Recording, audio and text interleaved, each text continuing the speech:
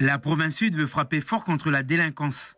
Elle vient d'adopter un nouveau plan de prévention 2025-2028. Après les émeutes de mai 2024, elle veut restaurer la sécurité. Accueil d'urgence pour les mineurs, centre pour les jeunes en errance, hausse de la vidéoprotection. Ce plan comporte 30 mesures réparties en 5 axes. Un plan soutenu par la majorité, mais critiqué par l'opposition. Un certain nombre de propositions sur l'alcool, sur l'errance des mineurs, où on a du mal à avoir une responsabilisation des parents, sur les addictions. On fait aussi beaucoup de choses pour essayer de faire que les jeunes se dirigent plutôt vers des associations sportives, culturelles, etc. Mais il y a aussi des actions très concrètes, parce que les cambriolages ont explosé, les atteintes aux biens ont augmenté de plus de 30%, ça veut dire en gros les cambriolages.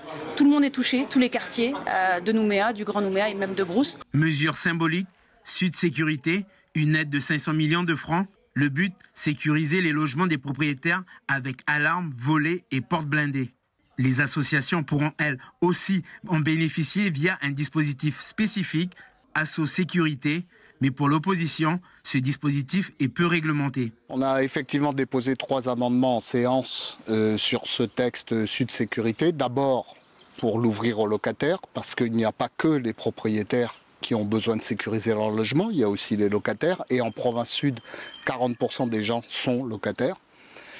Ensuite, plafonner cette aide de la collectivité aux ménages qui en ont réellement besoin, c'est-à-dire exclure les ménages les plus riches du bénéfice de cette aide. Et puis enfin, au minimum, comme on le fait dans la fonction publique, demander 3 devis pour comparer les prix et éviter une inflation ou des arrangements sur le dos de la province à propos de ces factures.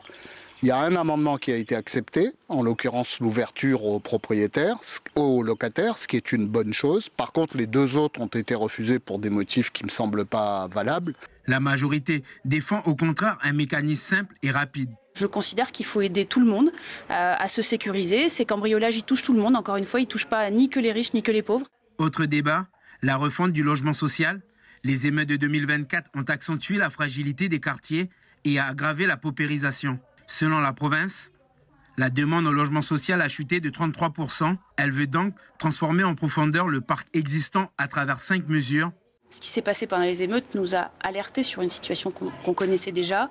On a besoin d'une part d'arrêter la construction de logements sociaux.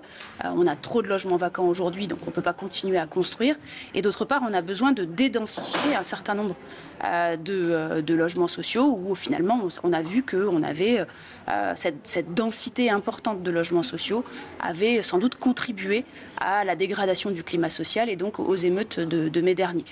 Des mesures vivement dénoncées par l'opposition.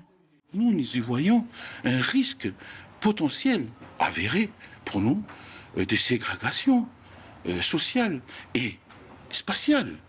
Donc c'est une stratégie totalement illusoire. En réalité, c'est une déclaration politique de représailles à l'encontre de ceux que la majorité de la province sud considère comme les responsables des événements du 13 mai 2024. 500 millions de francs, c'est le budget de ce plan de prévention de la délinquance.